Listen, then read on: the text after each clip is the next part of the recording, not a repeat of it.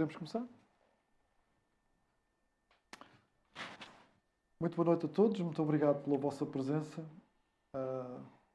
Dirijo a todos um cumprimento muito especial e muito obrigado à Fundação Rui Cunha, mais uma vez na pessoa da doutora Filipa, que nos ajudou a estar aqui hoje, sobretudo para acolher o professor André, depois de 52 horas de voo. Eu imagino que seja difícil falar depois de 52 horas de voo. Está com este sorriso fantástico, o que significa que é um jovem. É um jovem que roubou bem, exatamente. O professor André está aqui numa semana ao abrigo de um projeto da Universidade de Macau, em que basicamente o que queremos fazer é trazer mais colegas dos países de língua portuguesa. Entre nós também está a professora Fátima, de Moçambique, que está cá num projeto de longa duração. E, portanto, este projeto insere-se numa nova área de estudos, que são os estudos das políticas dos países de língua portuguesa, China, países de língua portuguesa, que a Universidade de Macau tem vindo a investir nos últimos 2 anos. Eu não vos vou fazer uma apresentação muito maçuda do professor André, mas dizer que ele vem do Rio Grande do Sul, é uma pessoa com um currículo que fala por si, muito ligado à área da investigação, e esta nossa colaboração já começou há uns anos, mas ultimamente intensificou-se, sobretudo quando um dia estávamos em Lisboa e ele me ofereceu este livrinho pequenino e disse-me assim: o livrinho não é grande coisa, é muito superficial. E eu comecei a ler o livro e achei que o único problema que o livro tem é que é em português e, portanto, não chega a um público muito internacional. Aliás, já lhe disse isso a ele, e ele estávamos exatamente a falar sobre isso. Era interessante publicar este livro em inglês e fazer uma atualização, porque o livro termina com o mandato do Bolsonaro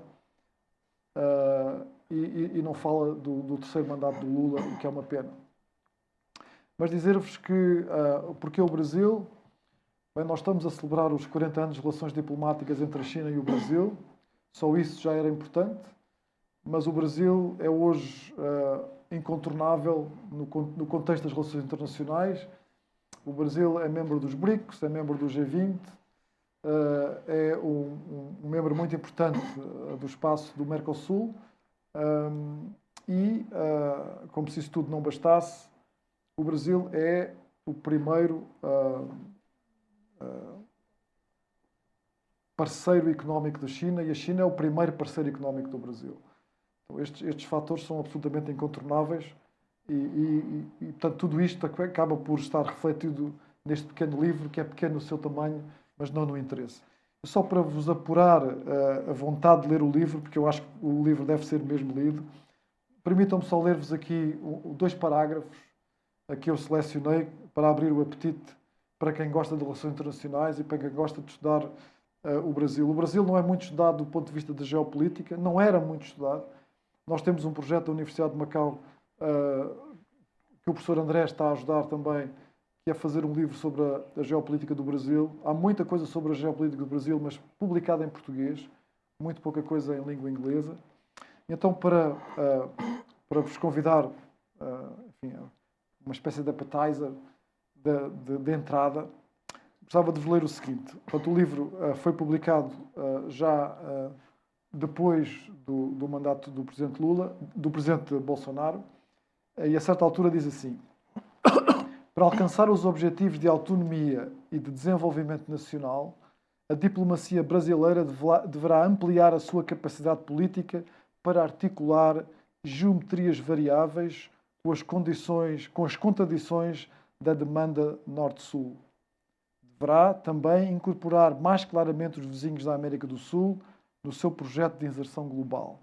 Por fim, precisará trabalhar conjuntamente com outras potências emergentes, países intermediários e polos regionais para minimizar as crises reais e potenciar a transição de uma ordem hegemónica para uma nova ordem internacional multipolar.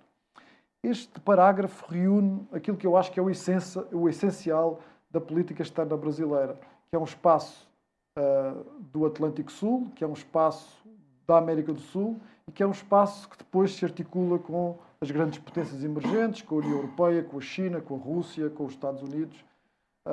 E em Lisboa, nós estivemos juntos em Lisboa no Congresso da Ciência Política da América Latina. Eu, nesse congresso, disse uma coisa que eu gostava de repetir aqui hoje, e com isto termino, porque já estou a falar demais. E eu disse uma coisa que eu acho que resume muito o que é o Brasil hoje. Eu estou a traduzir, peço desculpa, mas acho que vale a pena. A Federação Brasileira não é nem suficientemente pequena para ser ignorada, nem suficientemente forte para atuar por si na cena internacional, sobretudo nas relações Sul-Sul ou Sul-Norte, conforme a perspectiva. Eu acho que isto resume esta procura do Brasil nesta geometria variável, que é isso que tu falas no teu livro, e que torna o Brasil, que torna a geopolítica do Brasil extremamente interessante. Uma vez mais, muito obrigado pela vossa presença. Um grande abraço, André. É a primeira vez em Macau. Espero que não seja a última, mas não é a primeira vez na China. E isso é absolutamente fantástico. Muito obrigado pelas 52 horas e espero que se possa fazer mais 52 horas para visitares Macau. Muito obrigado. A palavra é tua. Bom, então, em primeiro lugar, uma boa noite a todos. Quero agradecer o gentil convite feito pelo Francisco Leandro e pela Filipa aqui da Fundação Rui Cunha para fazer essa conversa com vocês hoje à noite, a respeito da política externa brasileira. Talvez tão distante do Brasil que a gente está, possa parecer um tema um pouco mais curioso, mas é certo que há muita dúvida, muita expectativa a respeito da projeção internacional do Brasil, principalmente com o retorno do Lula, presidente Lula, ao governo, Então, só lembrando assim, a ideia dessa palestra foi baseada nesse pequeno livro, um livrinho pequeno. Foi uma encomenda de uma editora, que eles queriam um livro, como é que a gente pode dizer assim, um pocket mesmo, um livro de fácil leitura, que pudesse ser lido por um público mais amplo que o público acadêmico. Tem aqueles livros grossos, maçudos, com muita letra e muita palavra, mas às vezes a mensagem mesmo é passada em textos menores, mais diretos, e tive também todo um trabalho de fazer uma adequação de linguagem para que ele fosse mais leve de leitura, Eu costumava dizer que esse seria o livro para minhas filhas lerem. Elas estão lendo agora, Depois de um ano elas resolveram ler, Porque eu sempre digo que esse é o livro para elas lerem, porque elas não costumam ler os meus papers científicos, porque são de fato muito chatos para quem não é da área, discutindo conceitos técnicos, enfim. Mas eu gostei muito, eu confesso que depois de 25 anos trabalhando com política externa brasileira, me obrigar a sintetizar em pouco mais de 100 páginas, toda uma discussão sobre o lugar do Brasil nas relações internacionais, foi bem prazeroso, assim, eu gostei muito de fazer ele, apesar do tamaninho, gostei muito dessa experiência. Então, podemos começar? Primeiro, você deve ter notado o meu sotaque, ele é um pouco diferente, Eu venho do sul do Brasil, de Porto Alegre. Então, é um Brasil muito grande também, com diferentes sotaques, e o meu tem digamos assim, esse acento muito marcado nas vogais e de um jeito muito direto de se falar. Então, às vezes, as pessoas estranham um pouco. Bom, vamos lá, então, está aqui o cartaz da palestra, o livro que deu origem, e um agradecimento, então, à Fundação Rui Cunha por participar. Vamos, então, falar dos principais argumentos que eu venho discutindo e venho pensando nos últimos anos. A questão toda, e esse é o título do livro, é a ideia do lugar do mundo. A ideia de lugar pode ser também, dependendo da tradução, a ideia do papel, Seria também do papel, mas qual é a posição também que o país ocupa no mundo. E essa é a grande questão, Ele está sempre em redefinição. O lugar que o Brasil ocupa no mundo, ele está sempre em permanente discussão. E ele já foi designado com muitos nomes. É potência emergente, potência média regional, grande potência. Em cada época se trabalhou a ideia de que o Brasil ele é muito maior do que algo pequeno. Essa sempre foi a ideia, de que o tamanho do Brasil, e está no nosso hino nacional, está nas nossas bandeiras, nossos símbolos, a ideia de deitado eternamente em berço esplêndido, gigante pela própria natureza. Então, ou seja, o Brasil já nasce grande, com uma experiência já diplomática adquirida. Então, desde a época do Império, essa era a ideia central, de que o Brasil não lhe cabia um papel menor no mundo, que passasse de simples carona das grandes potências, ou que permanecesse acomodado. Mas, ao mesmo tempo, a gente percebe o tamanho e o gigantismo do Brasil, mas, ao mesmo tempo, precisa sempre avaliar as capacidades que o Brasil tem, reais, para interagir nesse sistema internacional. Então, é essa um pouco a discussão central que a gente faz no livro. Uma coisa importante, vocês vão ver eu falar muito nisso, né, a questão de matriz, eu vou falar várias vezes matriz. O que é matriz de política externa? Basicamente, são os contornos mais gerais da política externa. A gente pega e olha os contornos mais gerais, assim, pode passar um governo, pode ser mais de um governo, por exemplo, pode ser a era PT, Lula e Dilma, pode cortar um governo ao meio, mas seria o que a gente consegue identificar, se afastando um pouco, digamos, das árvores e tentando enxergar a floresta, o que seriam os principais contornos da política externa. E a gente divide em 3 grandes áreas da diplomacia, que é da política externa de qualquer país. A inserção regional, a inserção multilateral, nos fóruns multilaterais, e as relações bilaterais também que são feitas, né? Então, o que a gente diz assim na política externa do novo governo Lula, que é objeto de grande curiosidade, né? A gente diz que ele opera sobre a mesma matriz, ou seja, sobre a mesma forma como ele se vê o Brasil e vê o mundo e como vai atuar nesse mundo, de forma muito semelhante com seus primeiros 2 mandatos. Ou seja, lá em 2003, quando ele inicia o primeiro mandato dele, que tinha como base aprofundar a integração regional na América do Sul, ou seja, construir uma América do Sul integrada, retomar a tradição multilateral do Brasil, que é de um perfil crítico às assimetrias internacionais, ou seja, é um perfil revisionista da ordem internacional, e buscar parceria estratégica com países similares em todos os continentes. Então, a política externa do Lula atual ela é baseada nesse mesmo modelo, nessa mesma matriz que se tinha há 20 anos atrás.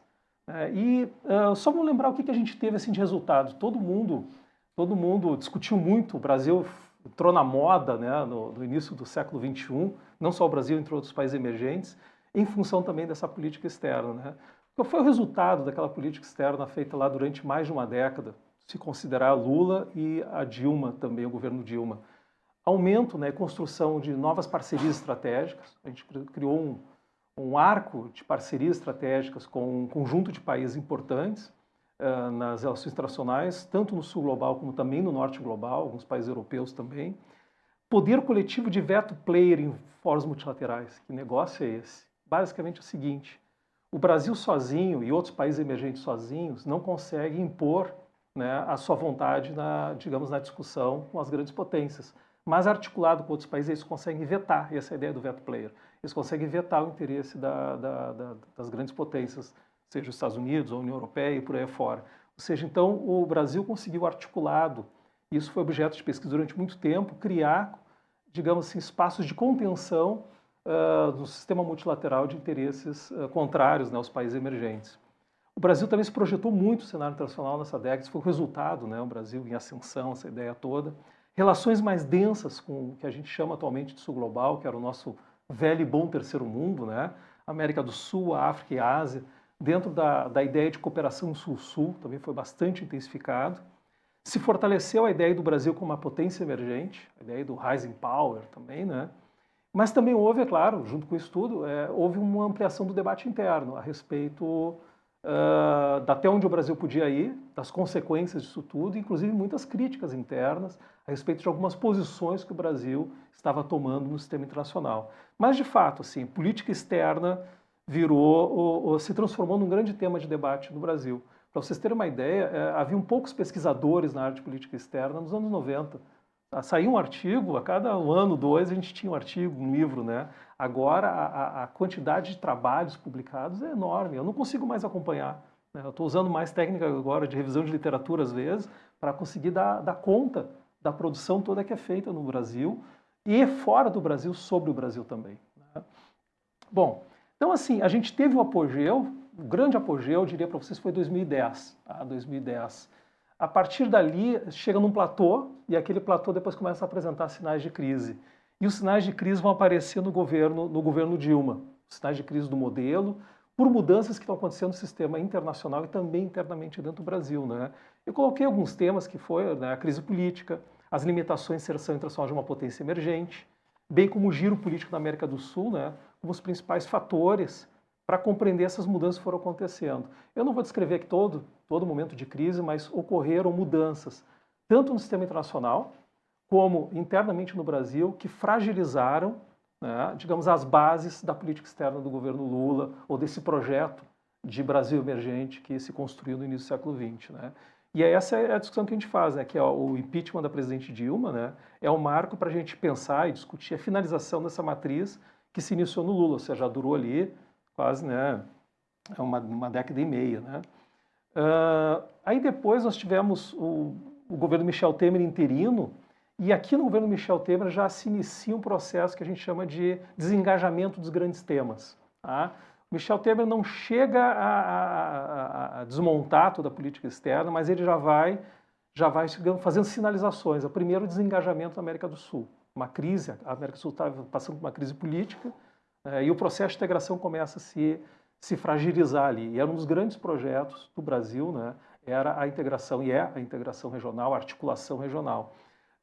E vai fragilizando um pouco a presença do Brasil em vários cenários, né? Ninguém queria ter muito contato. Nós tínhamos viagens quase que semanais, né, de chefes internacionais visitando o Brasil, né? Nós chegamos a ter, em 2 semanas, o líder da autoridade palestina, presidente do Irã e mais o presidente de Israel, em 2 semanas. Poucos países recebem, né, digamos, esses atores em poucas semanas num país, né? Então, assim, tamanho já era a nossa capacidade de articulação. Isso tudo sumiu no governo Temer. E aí a gente chega no governo Bolsonaro. Bom, o governo Bolsonaro também não quero falar muito, não vou falar do governo Bolsonaro, mas é importante lembrar. Eu passei muito tempo falando do governo Bolsonaro, já passou, né? Pandemia, política externa da pandemia, eu trabalhei com tudo isso, tá? Todos os elementos, as relações com a China no período da pandemia, aquela função toda. Mas, assim, qual foi o resultado daquilo tudo, né? O papel do Brasil foi enfraquecido, né? Na medida que se abandonou, primeiro, a equidistância dos grandes conflitos, por exemplo, né? Assumiu posições ao lado dos interesses dos Estados Unidos, não era nem os Estados Unidos, era do governo Trump, não era nem só do país, mas do governo diretamente, mimetizando, inclusive, né, as ações do Trump, que também foram desastrosas para a própria política americana. Também na América do Sul, a questão da Venezuela, né, quase incorreu ali numa grande, a gente pode dizer, eu vou usar uma linguagem um pouco diplomática, uma grande besteira, né, de entrar em conflito com a própria Venezuela, só que pelo menos os militares lembraram, né, que não é bem assim. O Brasil não pode fazer guerra com os vizinhos, tá? Por vários motivos. Às vezes, em segurança, né, se imagina que o maior vence o menor, né, aquela coisa assim, se calcula o número de armas. Estratégia, segurança e defesa não se calcula assim. Né? Às vezes, o menor ganha do maior. E mais, se o Brasil se movimenta de forma militar em qualquer vizinho, qualquer relação com o vizinho, ele vai ter uma reação muito forte. Atrasa a integração 30, 40 anos e vão lembrar disso por mais 100. Né? Então, e fora outra questão, a Venezuela é uma fortaleza.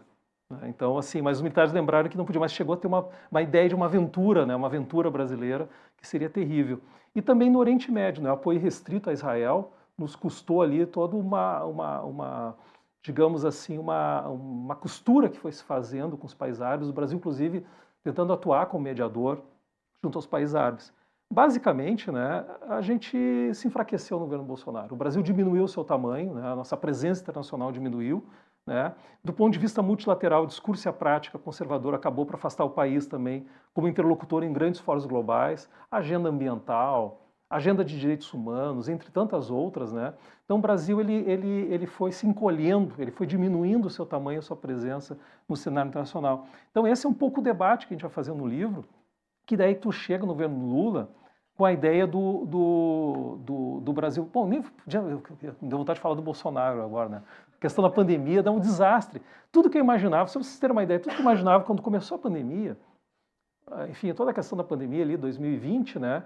Eu pensei, prato cheio para o Bolsonaro, né?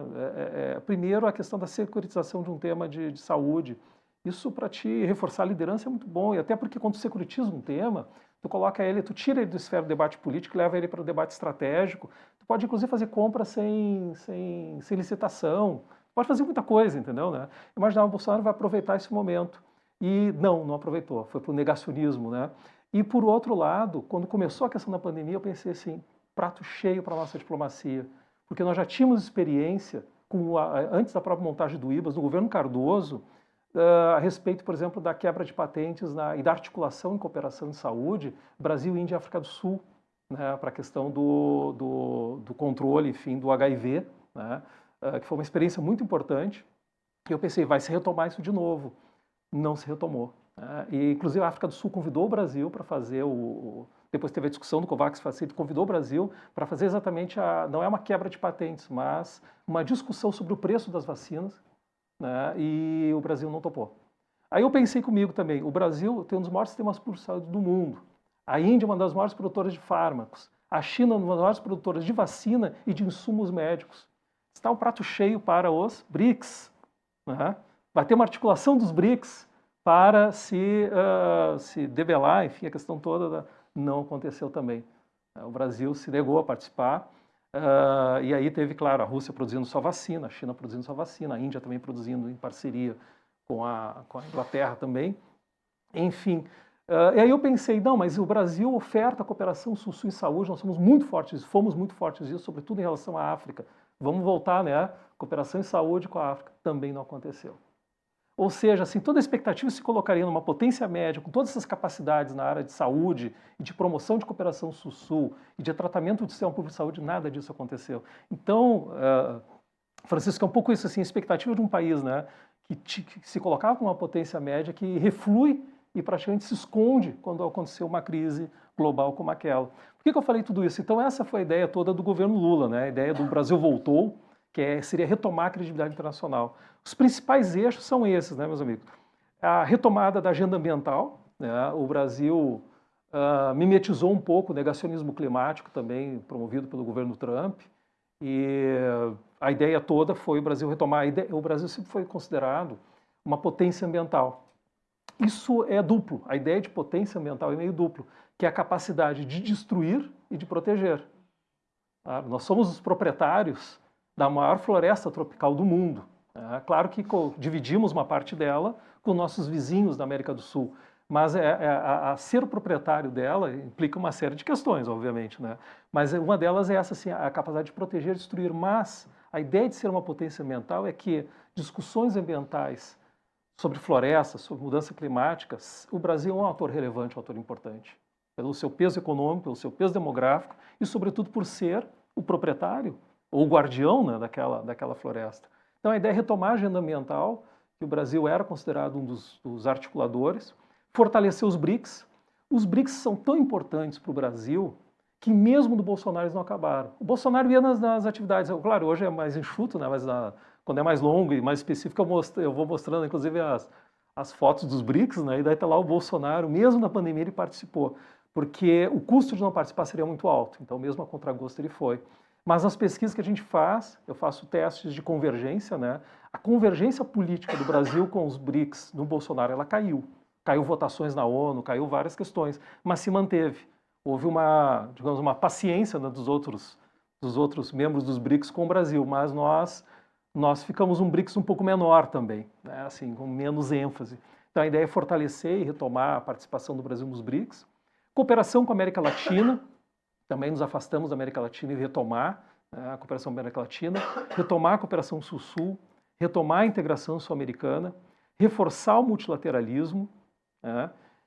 Basicamente, eu diria assim para vocês, a política externa do Brasil é semelhante à aplicada em 2003, só que num novo contexto. E agora a gente vai dar mais uma olhadinha em algumas questões. Aqui, meus caros, eu estava falando para vocês, até então, né, do Brasil como potência média, emergente, o nome que vocês querem dar. Eu debato muito isso, já debati, que eu tinha um grande amigo, assim também, um diplomata muito importante no Brasil, Samuel Guimarães, né? Já ouviram falar, ele faleceu há pouco tempo. E ele é um dos teóricos da política externa brasileira dos últimos 20 anos. Ele seria quase um marco teórico, um quadro teórico de como pensar o Brasil na política externa brasileira do século XXI, né? Muito importante. E ele dizia para mim sempre assim, André, esse teu conceito de potência média não serve. O Brasil, esse é um pijama que não nos serve mais, não é uma roupa apertada. Eu disse, por quê? O Brasil é potência. Ele diz, o Brasil é potência. E uma das imagens que ele costumava utilizar, eu vou reproduzir para vocês, talvez seja interessante, nas nossas discussões, ele dizia o seguinte, pensem, mentalizem vocês agora a lista dos top 10, os 10 países com maior população do mundo. Você consegue imaginar? Qual é o primeiro? Qual é o país com maior população do mundo? Mudou agora, né? Passou para a Índia. Há controvérsias do cálculo ali, mas enfim, a Índia. A Índia é o país mais populoso do mundo. 1,4, né, bilhão. Né? O Brasil está entre os 10. Vocês conseguem imaginar a lista? Qual é a lista dos 10 países com maior território do mundo? Vocês conseguem imaginar? Qual é o primeiro? Rússia, né? Depois vem Depois vai o Canadá. Depois vem Canadá, enfim. Qual é a lista? Agora vocês imaginem, mentalizem a lista dos 10 países com maior PIB, a maior renda, né? maior PIB do mundo. Qual é o primeiro? Estados Unidos, seguido pela China. Você consegue imaginar a lista, né? Mais ou menos. Só existem 5 países agora, eram 4, que estão nas 3 listas ao mesmo tempo. Vamos ver se vocês conseguem me dizer quais são. Os 10 países com maior população, PIB e território do mundo. Quais são os países? São pouquíssimos. Estados Unidos, China, Brasil. Até 2010 era só esses 3 países. Porque Rússia tinha caído seu PIB e caído sua população, mas Rússia voltou, sua população já tinha. Aí nós temos Rússia e nós temos a Índia. A Índia não tinha PIB, tinha população e território, mas não tinha PIB. Ou seja, nós temos 5 países que estão na lista dos top 10. Quais são os países? Estados Unidos, China, Rússia, Índia e Brasil. Se vocês pegarem, nós temos Estados Unidos e os BRICS. Aí tu coloca em outra dimensão qual é o tamanho do Brasil no mundo. Se a gente puder dizer assim, claro que poder não é só isso, mas se a gente for reduzir, ou seja, população, território e economia, são 3 fundamentos básicos de projeção geopolítica. Não tem como negar. Tem outros, tem fatores culturais, tem vários fatores, mas né, ideacionais, articulação política, capacidade. Mas assim, quando a gente for espremendo tudo na geopolítica, o poder dos países são os 3 elementos-chave, né? Porque tu converte eles em outros poderes. Tu acumula a partir disso, né, e converte outros poderes. É assim que se formou os impérios e civilizações. Então tu consegue compreender o tamanho do Brasil nessa história toda. Então esse é um debate que o Samuel Guimarães trazia sempre. Ele dizia o Brasil está entre os Estados Unidos. Ele dizia o mundo é tripolar. É Estados Unidos, China e Brasil. Calma, né? Calma. Calma, né? Um pouco mais. Mas a gente tu reposiciona a discussão, daí tu entende a importância, né, e o tamanho que o Brasil pode ter. Agora eu vou só conversar com vocês um pouco da questão teórica, pode parecer chato, mas aí vai fazer ligação com o que o Lula está fazendo agora. A teoria de potência média, eu estou juntando aqui uma ampla bibliografia, uma discussão, assim, há 20 anos a gente faz isso, que tem teóricos para todos os lados, gostos e, enfim, nos Estados Unidos, Canadá, Europa, América Latina, enfim, discutindo na Ásia também, discutindo teoria. Eu estou sintetizando o que se espera do papel de potências médias, né, sobretudo do sul global, delas fazerem. Do ponto de vista bilateral, potências intermediárias, que não têm todo o poder, não têm o poder, a capacidade militar, ou seja, né, mas têm algum poder, ou seja, eles não são nem os principais, mas também não são um país pequeno, eles importam de alguma forma. Basicamente, combina afastamento e aproximação nas relações bilaterais, tendendo a preferir relação direta com o país menor e algum tipo de mediação com grande potência, que a gente chama de amortecimento, um buffer com grande potência, né? E aí essa discussão aqui embaixo, entre balanceamento e carona, tende a balanceamento soft. O que é isso? Em relação à grande potência, tu pode ir para a guerra com a grande potência, dizer, não aceito, tenho autonomia, tenho soberania, não aceito, vou para a guerra. Ou eu posso fazer o outro oposto disso, pegar carona no guarda-chuva e ficar ali bem tranquilo. Nós temos experiências de potências intermediárias do mundo que fazem esse arco todo. Tá? Ou seja, vocês conseguem imaginar uma potência intermediária que enfrenta os Estados Unidos, por exemplo. Em geral se dá mal. Tá? E tu tem a potência intermediária que diz, não, vou ficar no guarda-chuva americano e estou protegido ali e sigo os interesses dos americanos. A gente faz um partilhamento. A tendência do Brasil é ficar no meio desse arco. A gente não vai enfrentar as grandes potências, mas também a gente não pega carona. O que a gente faz é oscilar um pouco para cá e um pouco para lá. É isso que a gente faz. Né? Então, às vezes oscila pegando um pouco mais de carona, às vezes oscila tentando fazer um enfrentamento maior. Então, o que a gente faz do ponto de vista bilateral? Aqui eu coloquei só as 2 grandes potências. Né? Busca diálogo de alto nível com os Estados Unidos e China. Essa é a ideia. Né? E retomar um arco de parcerias estratégicas com países específicos. A ideia do Brasil, nós estamos diante de uma transição hegemônica, é fato, é inegável, e o Brasil lida bem com transições hegemônicas em geral. A gente aprendeu com os portugueses. Né? Aprendemos alguma coisa? Aprendemos com os portugueses. Ou seja, nas transições hegemônicas, Portugal jogava muito com isso. Inglaterra e França, e foi indo. Né? Ou seja, o Brasil aprendeu muito isso. Quando há transições hegemônicas, lidar também com as potências ascendentes e, sobretudo, com as decadentes. Potência decadente pode ser muito perigosa.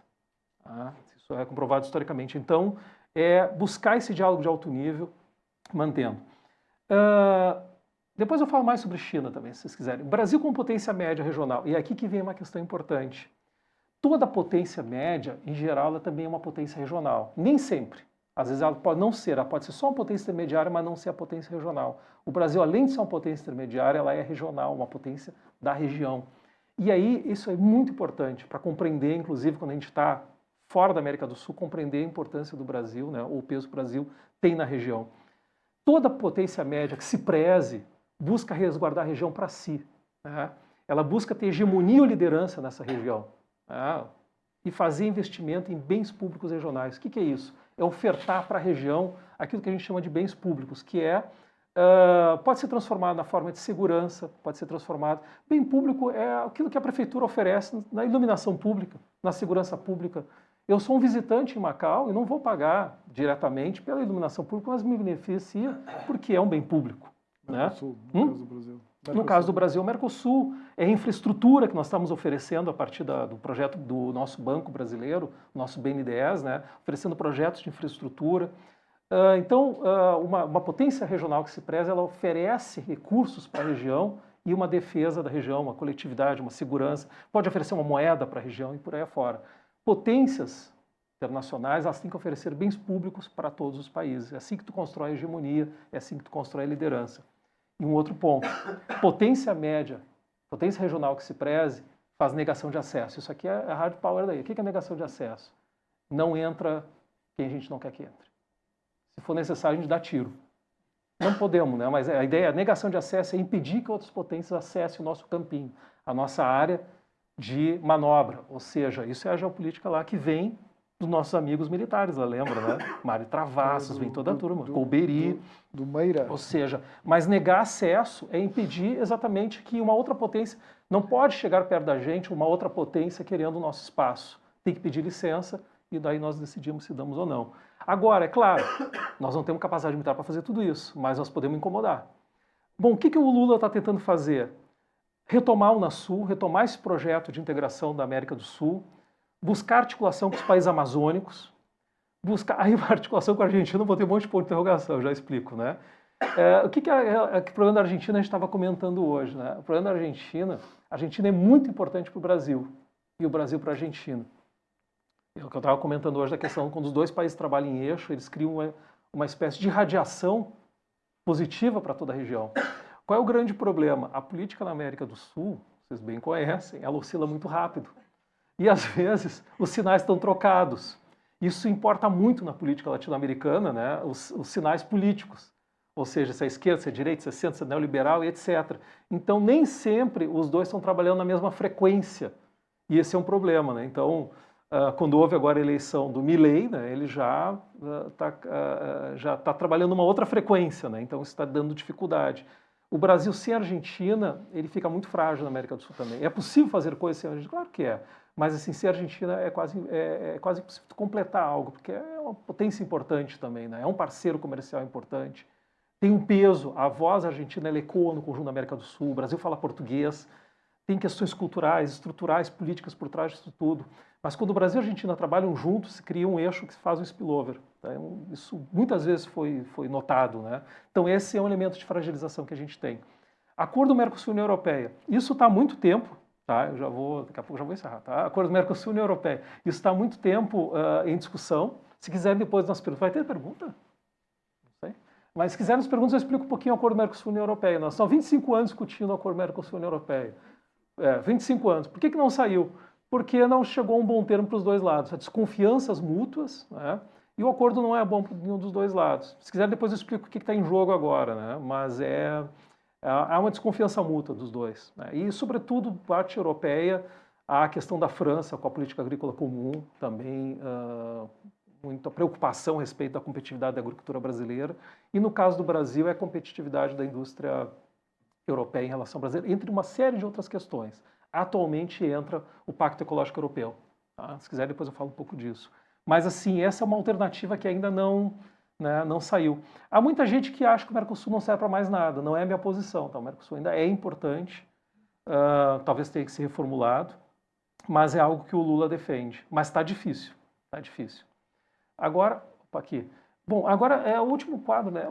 Do ponto de vista multilateral, uma potência média busca usar articulações multilaterais. Por quê? Porque ela sozinha não tem tanta força, mas se ela se juntar com outros países, ela consegue fazer frente às grandes potências, né? Busca ter um papel de liderança em fóruns multilaterais. Em geral, são reformadores moderados. As potências intermediárias não querem acabar com o sistema. Elas querem fazer reformas moderadas. Alguns chamam, devia estar entre aspas, ele terceiro-mundismo soft. Não é uma mudança radical do sistema, mas fazer revisões desse sistema. O Lula tem procurado isso, né? Retornar às articulações multilaterais. Nós chegamos a ocupar a presidência do Conselho de Segurança, né, como membro temporário no ano passado, durante um ano. Posição reformadora das instituições multilaterais, como a OMC, a ONU, o Banco Mundial, né? Coalizões de geometria variável é algo muito novo, que são essas grandes coalizões, isso é a tendência nova das relações internacionais, sobretudo nos últimos 20 anos, né?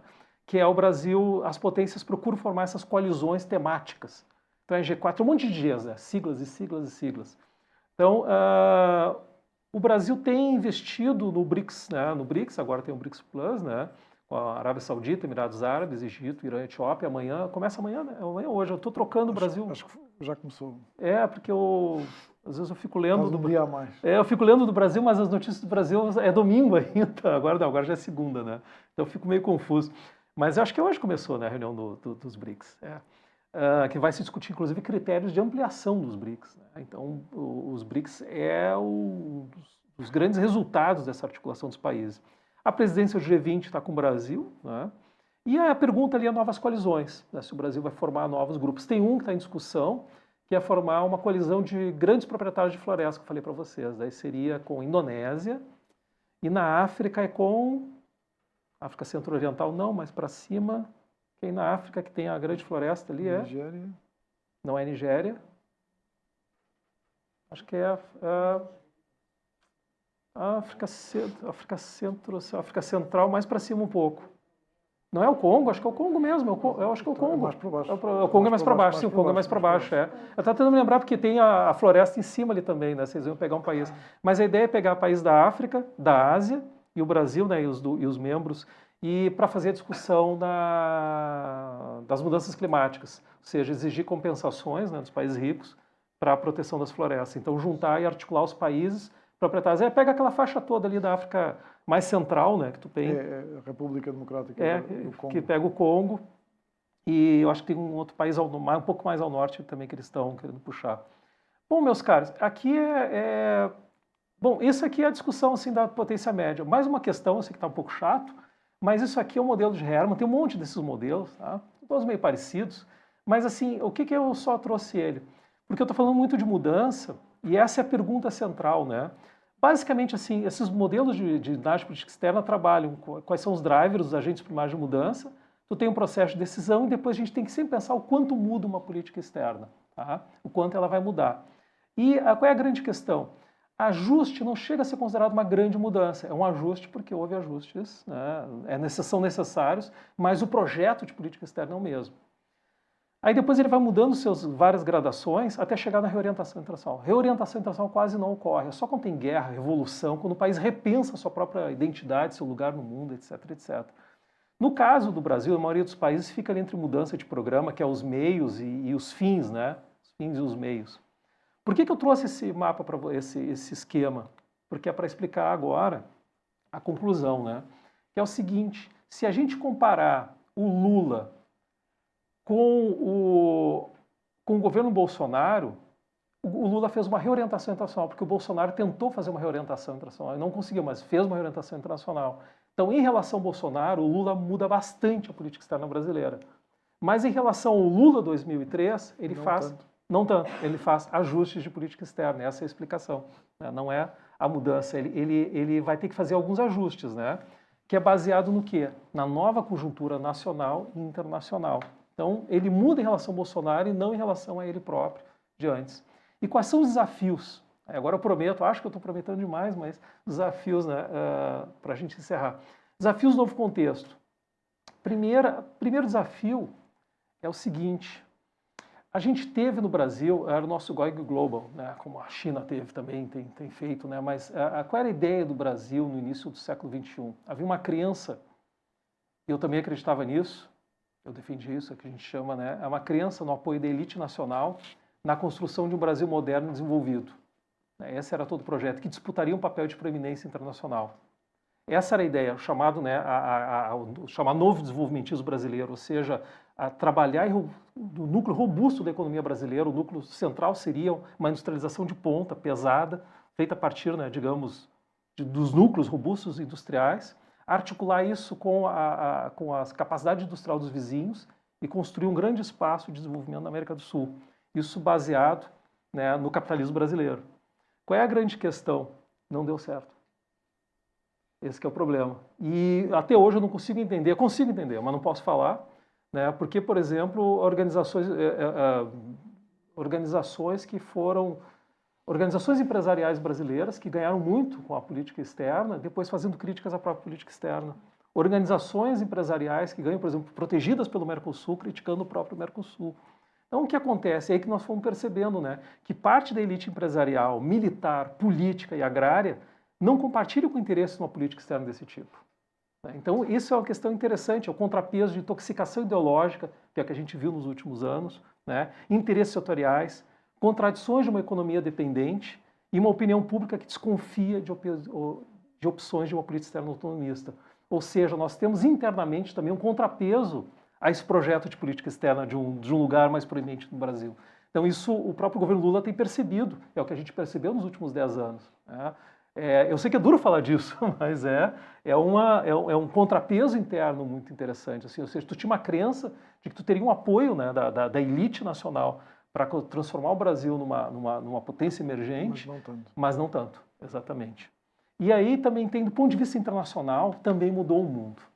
Nós tivemos uma janela de oportunidade no início do milênio, né, com a emergência dos emergentes, o boom das commodities, etc. E, ao mesmo tempo, também espaços que se abriram para os países emergentes fazerem política internacional. Só o que acontece?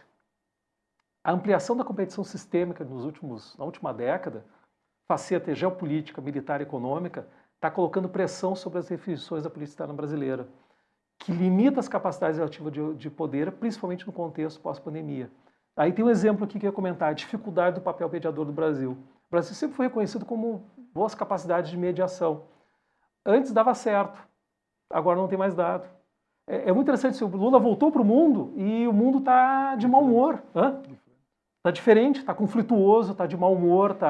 E isso é muito interessante. Por exemplo, a guerra da Ucrânia. Quanto tempo eu tenho ainda? Mais 5? Quantos minutos me dá aí? Tu que é o chefe. Mas guerra da... sou chefe. Tá? Guerra da Ucrânia. Todos acompanham a guerra da Ucrânia, né? O que aconteceu? A guerra da Ucrânia começou em 2022, praticamente um ano antes do início do governo Lula. O governo Lula chega e diz: quero atuar como mediador, vou criar um clube de países para fazer mediação. Para atuar como mediador, o que tu tem que fazer? Tem que te colocar numa posição equidistante, né? No caso de uma guerra, por exemplo, assim, tu tem duas pessoas em disputa, dois conflitos, tu pode, em geral, tu elogia os dois para te transformar no mediador, ou seja, tu é amigo dos dois. No caso de guerra, o Lula não ia ficar dizendo que bom, né, os dois estão certos. Né? Fica feio tu dizer os dois estão certos numa guerra. O Lula disse ao contrário, os dois estão errados. Numa guerra, sempre os dois lados estão errados. Isso foi uma gritaria no Ocidente. Dos Estados Unidos foi descendo até chegar na imprensa gaúcha lá do meu estado. Não se pode comparar a Rússia agressora compreendo o que eu quero dizer assim, né? Mas o papel de mediador não é ter um lado. A ideia do mediador do Lula é exatamente dizer os dois estão errados, vocês vão ter que sentar e vão ter que negociar uma solução. Então, isso foi muito interessante, assim, e como houve pressões sobre o governo brasileiro, o governo Lula, aí sim, o próprio Estados Unidos pressionando, né, para que o Brasil, inclusive, se posicionasse contra a Rússia. E o Brasil disse: eu não vou me posicionar contra a Rússia, meu papel de mediador. Houve pedido também de munição brasileira. Né? O Brasil não deu a munição. A Alemanha solicitou a munição brasileira para os tanques Leopard. O Brasil disse: não, porque se eu oferecer munição, né, vender munição, eu estou participando da guerra, não sou mais mediador. Mas é muito interessante como o mundo está duro. Caso do conflito Israel-Palestina, a mesma coisa também. Não vou nem descrever em muitos detalhes, mas a posição do Brasil sobre a questão palestina é a mesma há mais de 50 anos. Tá? Se vocês quiserem, digamos assim, olhar o regime militar brasileiro, anos 70, está lá nos discursos da política externa brasileira na ONU. Defendemos um Estado palestino, a existência de um Estado palestino, 2 estados na região, né, um Estado palestino, nos marcos da fronteira de 67. Eu não gosto de regime militar, eu gosto mais da redemocratização brasileira. Vocês vão ler a mesma frase na redemocratização brasileira. Eu gosto mais do liberalismo dos anos 90, sei lá, Cardoso, eu gostava muito de Cardoso, grande intelectual. Defendemos a existência de 2 estados, um Estado palestino nos marcos da fronteira de 67. Isso é quase cláusula pétrea na nossa diplomacia. Defender a existência de um Estado palestino. Não há nada de novo, mas agora, no contexto está muito duro, o Brasil, a margem de Brasil de interação nessa questão, ela se estreitou muito. Né? E a mesma coisa, dos Estados Unidos chegando à imprensa do meu estado, críticas porque o Brasil está contra Israel. O Brasil não está contra Israel. O Brasil está buscando a mediação e dizendo assim, olha, nós ao mesmo tempo que a gente critica, que o Brasil critica o atentado terrorista feito pelo Hamas, também vai criticar a resposta disso, que já chega, se passa de 30 a 40 mil mortos, né, na sua maior parte civis. Ou seja, mas isso não está mais sendo tolerado. E o Lula foi considerado persona não grata por Israel. Uma coisa impressionante. Ou seja, mas isso que eu quero comentar com esses exemplos, tem outros. O Lula volta e ele percebe que os espaços para países intermediários também se restringiu. Porque nós temos uma competição sistêmica mais acelerada. Está todo mundo muito nervoso. As placas tectônicas do sistema internacional estão se movimentando. Né? Então está muito mais duro, muito mais difícil, ou seja, as cores das relações internacionais foram se alterando muito rapidamente. E aí os espaços para o Brasil diminuíram. Né? Eu vou ter que relações com a China, mas não sei se você se interessa sobre isso. Né? Não é só um comentário que o pessoal pergunta. Só ver o que tem no final aqui. Tá, é que eu troquei. Tá, deixa. Bom, eu inverti a lâmina aqui. Eu vou falar dessa primeira aqui. Dessa forma, né, os constrangimentos domésticos internacionais são importantes delimitadores da política externa colocada em curso pelo governo Lula. Ou seja, ele está tentando fazer a mesma política lá de 20 anos atrás, mas... Tem resultados iguais. Mas num contexto completamente diferente. Num contexto diferente, os resultados, então, são muito mais, como é que a gente pode dizer assim, acanhados, muito mais frágeis. Esse é então, mas assim, por isso que eu digo, o Brasil ainda é um ator de peso, ele não encolheu, não foi destituído de suas responsabilidades. E essa é a nossa pergunta, né? Qual é o lugar do Brasil nesse mundo que está se transformando rapidamente na transição sistêmica? Agora, como, digamos, bônus, um bônus, sobre as relações com a China, depois vocês podem também perguntar, assim, 50 anos fez agora, né? Nós temos longos projetos de cooperação com a China também. A cooperação com a China, ela quase que passa praticamente pelas ideologias. Dá uma balançada para cá e para lá, mas ela vem num contínuo desde os anos 70. Ela vem num contínuo, desde o restabelecimento de relações com a China. Teve uma primeira tentativa, se fez, né, em 61, né, com a visita do vice-presidente Zhong Goulart à China. Tem um documentário, inclusive, feito pela TV chinesa, muito legal, né? A visita...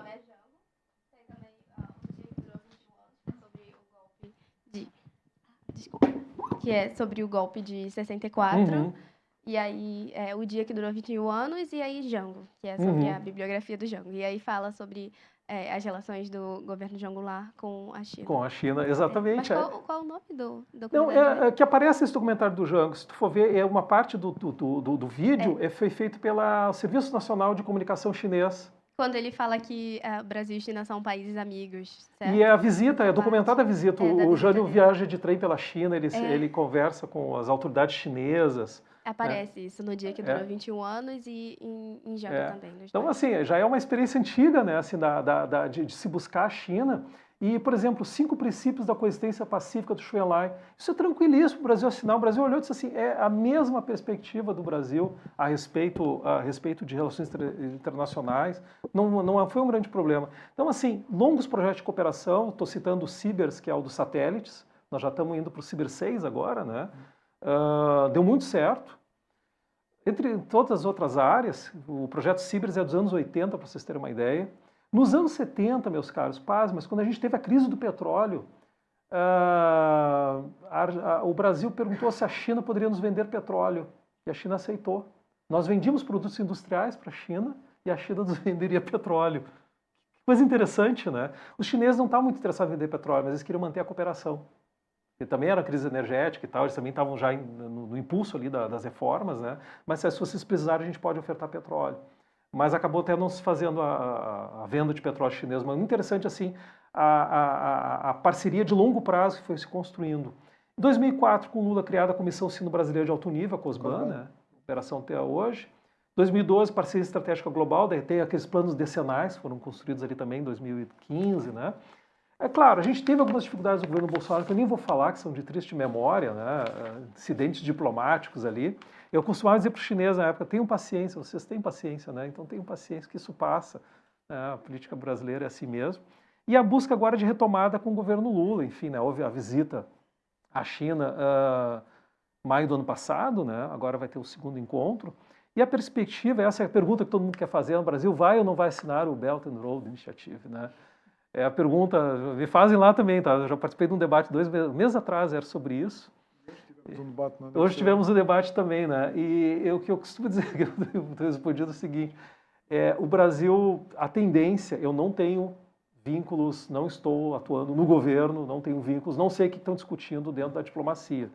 Do ponto de vista inside, digamos, inside information, não tem.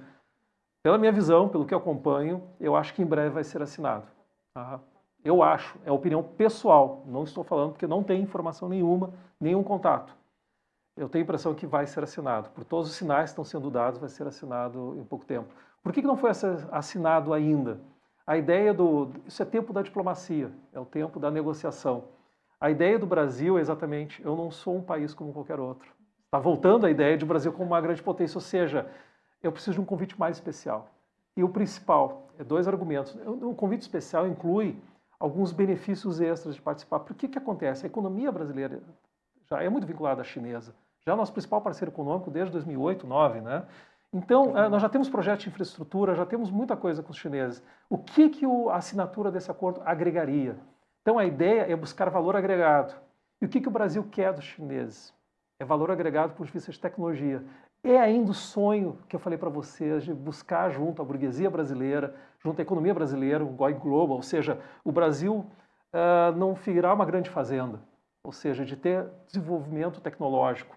Isso os chineses podem oferecer. Então, a ideia toda da discussão é o que a gente pode ganhar mais nessa negociação do ponto de vista de transferência de tecnologia e de modernização da economia brasileira. É praticamente dizendo, se a gente fortalecer os setores mais agrários, nós vamos estar fortalecendo setores que, na verdade, não têm tanto interesse assim numa parceria estratégica com a China. Essa é a grande contradição da coisa. Né? Que tipo de Brasil a gente quer? Um Brasil mais moderno, um Brasil mais conservador, enfim. Mas, basicamente, é esticar a negociação. Só qual é o grande problema, meus caros? Em diplomacia, tem timing. Pode fazer a mesma coisa, no time errado deu tudo errado. Timing. Timing é tudo, até nas relações pessoais também, né? Vai pedir em casamento no momento inadequado, pode dar tudo errado, né?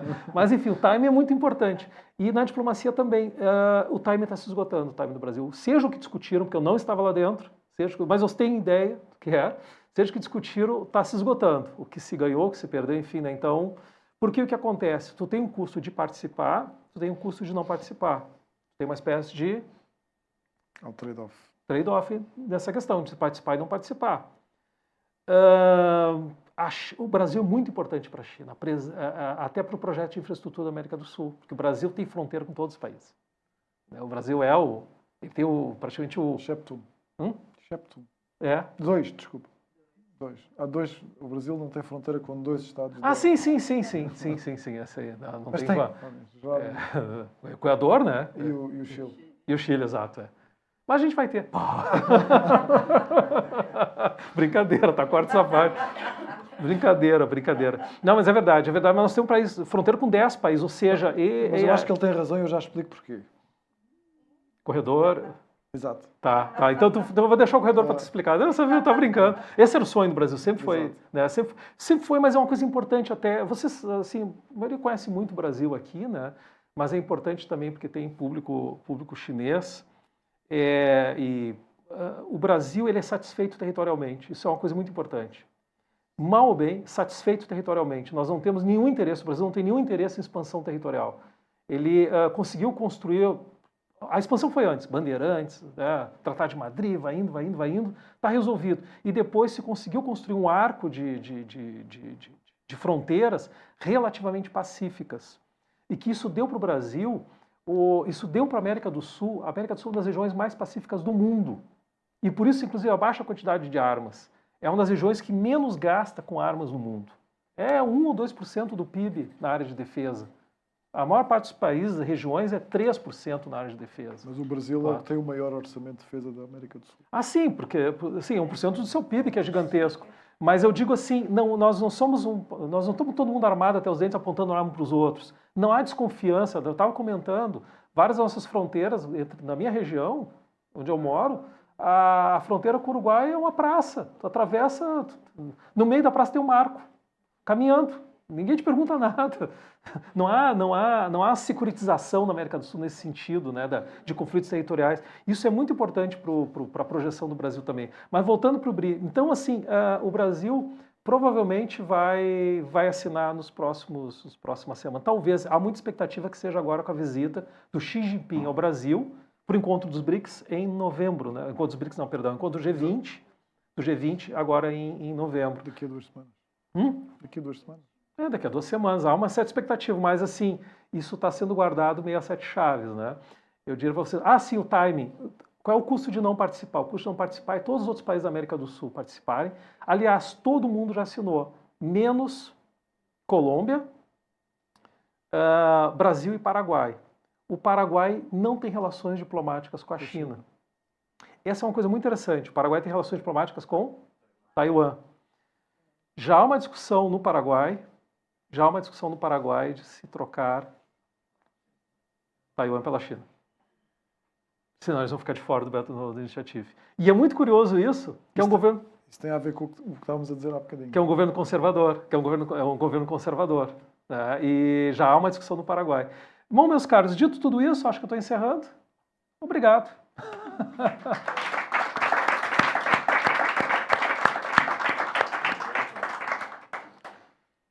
Eu não queria prolongar muito a nossa sessão, mas é que, de facto, eu não sei qual é a vossa sensação, mas a minha sensação é que adoro ouvir o professor André, da maneira como ele fala do Brasil. Acho que ficamos todos apaixonados pela política externa do Brasil.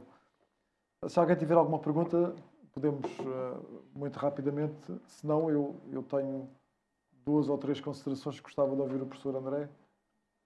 E encerramos a sessão. Com certeza.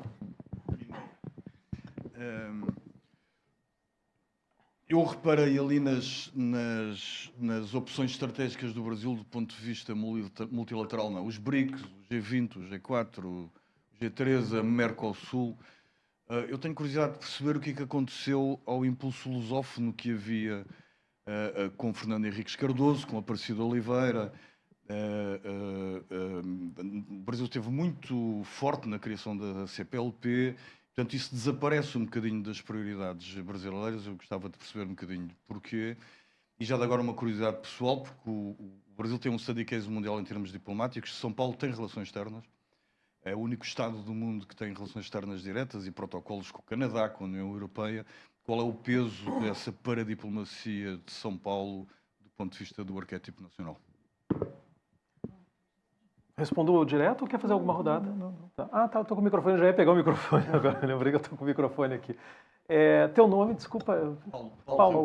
Paulo, sobre a questão da CPLP, né? De fato, houve uma grande expectativa, né, da criação da CPLP, foi o governo Sarney, muito depois impulsionado no governo Sarney. A ideia inicial foi dos países de língua portuguesa do governo Sarney. Foi 88, 89, Instituto da Língua Portuguesa, eu acho. Foi a primeira, e aí depois se cria no governo Cardoso, em 96. Daí se formaliza. Uma grande expectativa, e de fato, nossas relações culturais, e até depois a Quarta-feira Vera está ali, né, eu vou comentar um pouquinho, nossas relações acadêmicas também são muito fortes com os países de língua portuguesa. Isso é inegável. Entretanto, do ponto de vista diplomático, se mantém também. Mas a impressão que eu tenho assim que o Brasil deixou a CPLP mais para Portugal cuidar. Portugal e Angola são os países que mais têm interesse na... Tu é mais especialista que eu nesse tema, né? Por isso que eu digo impressão, porque eu não estudo tão detidamente a participação. Mas já faz muito tempo, eu pesquisei muito Cardoso, então a CPLP era muito forte ali. Meu doutorado foi sobre o Cardoso, né?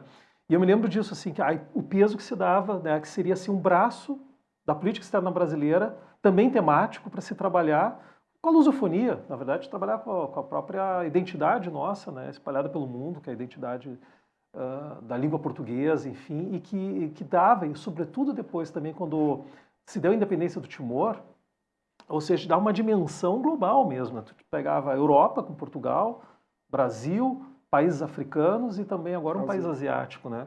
Mas eu tenho impressão, e é isso que tu leu numa passagem do livro ali, o Brasil ele tem uma certa dificuldade em combinar, às vezes, algumas políticas. Então, por exemplo, isso foi uma coisa muito difícil também, combinar o regional com o multilateral. Né? Então, eu tenho a impressão, sim, que nos últimos anos ficou mais secundada a questão da CPLP, do ponto de vista político. Ele se diluiu um pouco para outras temáticas, ou seja, ficou muito concentrado nos BRICS e por aí fora. Mas eu diria assim, ó, CPLP ainda é muito importante para o Brasil, do ponto de vista da articulação, porque ela é muito direta. Você sabe, né? A língua ela abre muito a porta, ela abre muito a discussão. Então, ela funciona como elemento de articulação, de conversa com Portugal, países, os PALOPs, né, de língua oficial portuguesa na África e por aí afora. Mas eu tenho a impressão que ele ficou secundário nessa grande discussão BRICS e por aí afora. A sensação que eu tenho mesmo é que isso é por Angola. Eu percebo assim, os angolanos têm um peso muito grande assim para a CPLP, né? Tem para Portugal também. O Brasil tive a impressão um pouco menos. Depois tu pode até falar um pouco sobre... Só dizer duas coisas muito rapidamente. Eu acho que a CPLP não é a mesma organização sem o Brasil. Eu percebo essa pergunta, que é a pergunta essencial. Não há CPLP sem Brasil, e eu acho que a CPLP também é importante para o Brasil. Mas também acho que o Brasil, entretanto, olha para o Atlântico Sul e acabou por criar outras organizações que, de certa forma, preenchem esse espaço. Os OPACAs, por exemplo, é a organização que o Brasil, neste momento, mais atenção dá. Se for ver os militares attachés do Brasil na costa ocidental da África, há de ver que em todos os países existe um representante do Brasil do ponto de vista da defesa. Eu estive há dias em Timor e o Brasil está a construir uma embaixada enorme em Timor.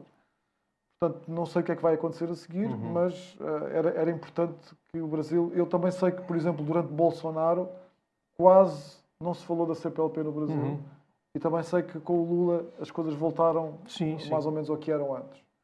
O que são bons sinais. Mas, de facto, essa pergunta faz todo sentido. E na minha cabeça é uma pergunta que eu pergunto a mim próprio, muitas vezes, afinal, onde é que vamos sem o Brasil? Ou, pelo menos com o Brasil, sem ser com o Brasil como nós gostaríamos que fosse. Mas tem isso, assim, é uma questão de, digamos assim, uma vez a gente fez uma pesquisa também colocando todos esses grupos e articulações do Brasil, né, vendo os pontos de contato e pontos de dificuldade. E aí, de fato, a CPLP ela vai ficando um pouco mais... Lateral. Um pouco mais lateral em função da centralidade que se deu para um miolo. Se usa em português de Portugal um miolo no sentido do centro, assim, uma espécie de miolo. O miolo estratégico acabou ficando China, Rússia, Índia e África do Sul. Exatamente os BRICS, o miolo. A gente foi sobrepondo todos os Gs, sobrepondo todos os interesses brasileiros, né? Se monta a partir daquilo que chama de diagrama de Venn, utiliza umas outras técnicas, e aí foi montando e o miolo vai ficando ali. E aí até a discussão toda era essa, por isso que tem essa frase.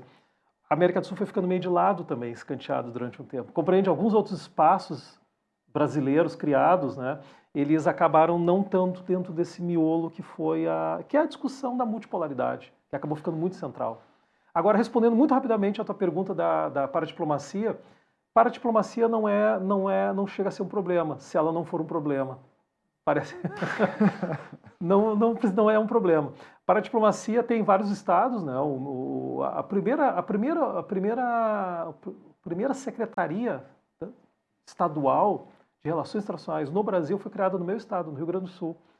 E pasme, né? Foi por um professor de relações internacionais, Ricardo Seitefus, grande jurista também, esteve na negociação do Haiti.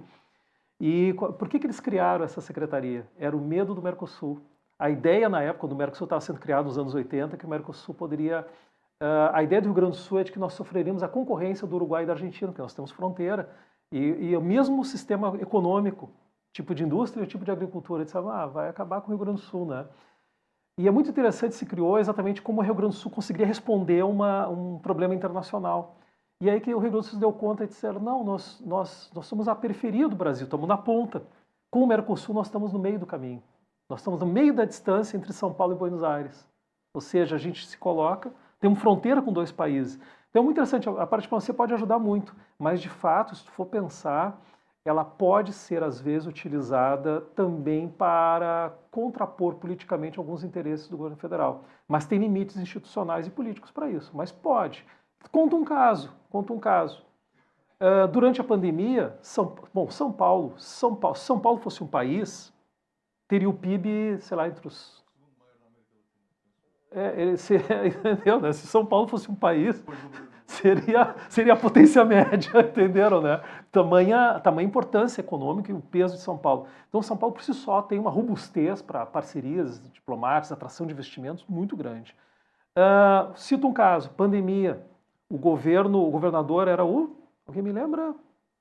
O governador... Não é o Covas, era o... esqueci o nome do governador ali, mas tudo bem, não há problema. Mas o governador resolveu investir numa vacina, porque o Bolsonaro estava atrasando, né, do negacionismo. Eu lembro-me desse caso. O Dória, exatamente, o Dória. Obrigado. O Dória, ele resolveu investir. O que ele fez? Uma parceria com a Sinovac, né, parceria para fazer a vacina a partir de tecnologia chinesa. Isso colocou... mas o que era a grande questão? Cooperação técnica na área de saúde não é proibido. Qualquer pessoa, a minha universidade, eu não preciso, para fazer um acordo de cooperação com a Universidade de Macau, perguntar para o presidente da República, para o Ministério. Eu só não posso fazer nada que seja contraditório à política externa brasileira, constitucionalmente contraditório. Mas se eu quiser fazer uma cooperação que não seja, né, eu não posso, tem uma série de limites para isso, mas eu posso fazer uma cooperação técnica. No caso, ele é uma cooperação técnica, né, da área de saúde. Todos os estados e unidades subnacionais podem fazer. E o Dória fez... contra a vontade do Bolsonaro, o Bolsonaro criticando o tempo todo a vacina, né? A vacina chinesa do Dória, como era chamada, e propagando fake news contra. Para o espanto do Bolsonaro, quando, em janeiro para fevereiro de 21, o Dória, marketing também, né? Vacina o primeiro brasileiro. Primeira pessoa brasileira vacinada pela, né, digamos assim, com Dória. Tinha uma enfermeira, que não era o Dória que vacinou, ele vacinou a primeira, né? Mas, ou seja, pelas mãos do Dória, então tínhamos a vacina no Brasil, né? E aí que o Bolsonaro corre atrás do prejuízo, tentando uma vacina para né, uma vacina brasileira, que já tinha alguns acordos. E aí ele percebeu da dificuldade do isolamento, do problema do país estar isolado internacionalmente. O que aconteceu? Foi para a Índia disse assim, não, primeiro os meus, e depois as parcerias que eu fiz com a África. O Brasil pediu para a China daí. Daí o Brasil descobriu que até as vacinas europeias e norte-americanas eram produzidas na China e na Índia. Também era tecnologia, mas elas são produzidas. Aí o Brasil tentou com a China disse assim, tudo bem, podemos conversar. Mas aquele probleminha de vocês ficarem falando mal do nosso 5G, como é que fica? Como é que fica aquele probleminha da gente, né? Vocês vivem falando mal do nosso 5G. Um mês depois, saiu o edital do 5G, da tecnologia 5G no Brasil, sem nenhum problema a tecnologia chinesa. Se resolveu a coisa. Ou seja, mas aí o Bolsonaro percebeu o isolamento dele, ele não tinha vacina. E aí ele foi para os Estados Unidos, não, mas os Estados Unidos, a vacina boa é as vacinas americanas, né? Utilizando o RNA mensageiro, aquela coisa toda, as mais modernas. Essa aí de casca de ovo, aí feita em clara de ovo, não vale a pena, são antigas e tal. Os Estados Unidos tudo bem, mas depois que eu vacinar toda a minha população, caríssimas vacinas, depois vacinar toda a minha população. Ou seja, o Brasil se viu isolado, compreende, né, fora dos eixos. E aí que ele percebe. Então, assim, pode-se fazer, contando que não entre contra digamos assim, os preceitos constitucionais, né. Obrigado. Eu acho que podíamos continuar aqui, jantarmos por cá todos, não é? Mas acho que também está na hora de encerrarmos.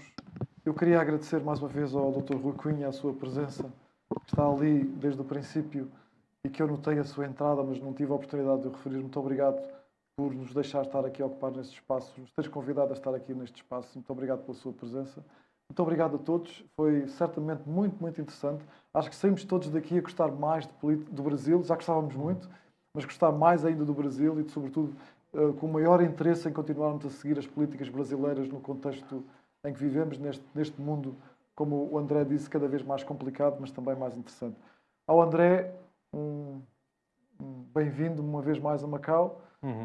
Muito obrigado por ter estado aqui depois destas 52 horas de viagem. Imagino que não seja fácil, mas, de facto, quando li este livro, pensei que um dia o André havia de estar em Macau e que havíamos de trazer à Fundação Rui Cunha, porque vale a pena partilhar esta beldade que é este prazer para os ouvidos de ouvir falar sobre a política externa chinesa desta maneira tão interessante. Muito obrigado e um abraço até sempre. Obrigado a todos. Obrigado. Dr. Rui Cunha, encerramos a sessão. Muito obrigado. Obrigado. Muito obrigado.